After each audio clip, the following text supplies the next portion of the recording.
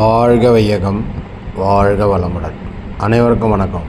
இன்று திருவண்ணாமலையில் நமது அண்ணாமலையார் சேவா அறக்கட்டளை சார்பாக சாதுகளை நமது குடிலுக்கே வரவழைத்து அனைவருக்கும் தக்காளி சாதம், மாங்காய் ஊறுகாய் போன்றவை தானமாக தந்து, அதோடு இல்லாமல் அவர்களுக்கு துணி துவைக்கிற சோப்பு, குளிக்கிற சோப்பு, டீ குடிக்க காசு தட்சணையாக தந்து அவர்களை மனதார வயிறார சேவை செய்து அனுப்பி வைத்தோம். அனைவருக்கும் நன்றி.